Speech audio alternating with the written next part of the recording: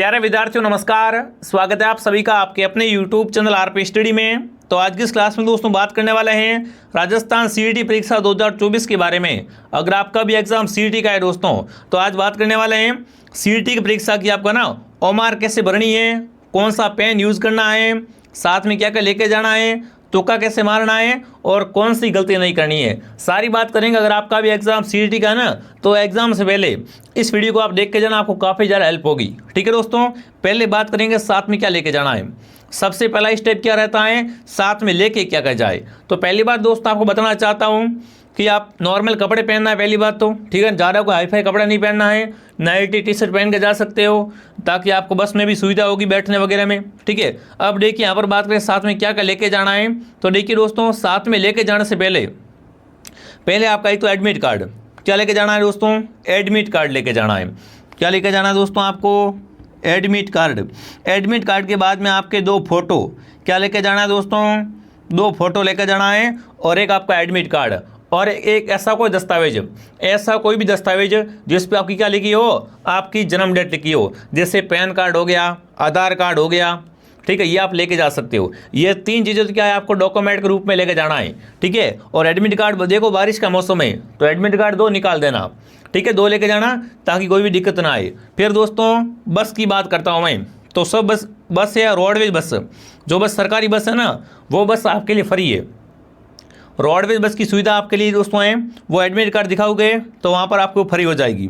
अब देखिए बात करें ओएमआर कैसे भरे, ये साथ में ले जाने की बात हो गई। नॉर्मल कपड़े पहन कर जाना है, कोई स्मार्ट वॉच वगैरह आपको लेकर नहीं जाना है, क्योंकि जहाँ आप एग्जाम देने जाओगे वहाँ पर एग्जाम हॉल में ना ऑलरेडी घड़ी लगी होगी। ठीक है, तो नॉर्मल कपड़े पहन के चले जाना और कोई भी आपको नकल वकल दे, कोई नकल वकल का कोई सवाल उठता ही नहीं है।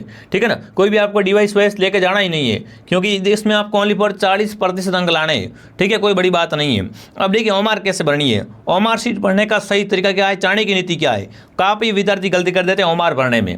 ओएमआर में मैं आपको पहले बताना चाहूँगा 5 ऑप्शन आएंगे। कितने ऑप्शन आएंगे दोस्तों, ए बी सी डी और ई।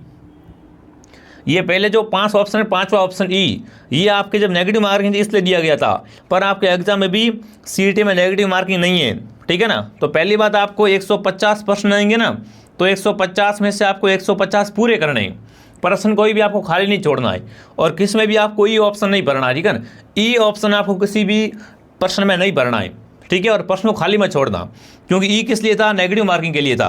ठीक है, अब दोस्तों बात करें ए बी सी डी की, ए बी सी और डी, और ये आपका ऑप्शन हो गया ई। देखो 4 गोले की जगह 5 गोले आएंगे, ये 5 गोले आपके एग्जाम आने वाले हैं।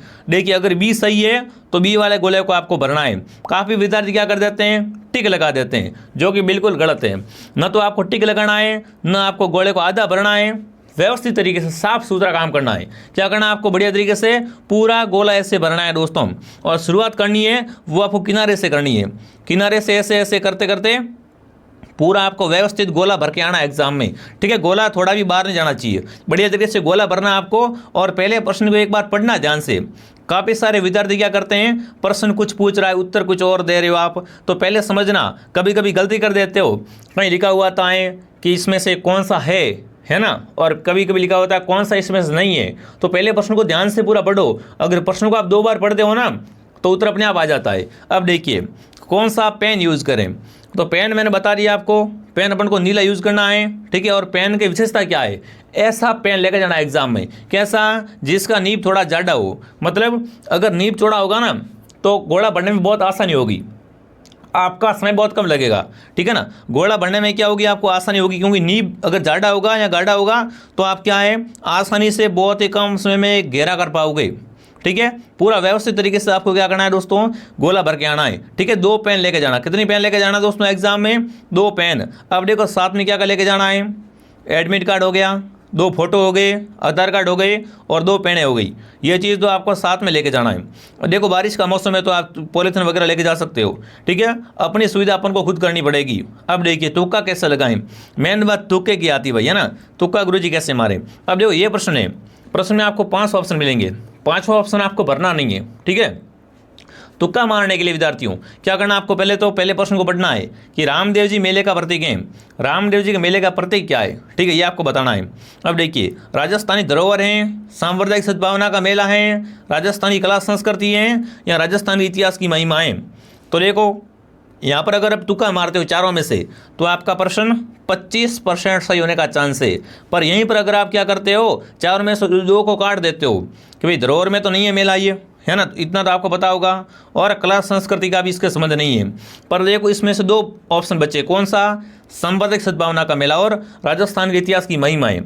इन दोनों में से अगर आप सही करते हो ना, इन दोनों में से अगर आप कोई सही भरते हो तो आपके 50% उत्तर सही होने की संभावना है।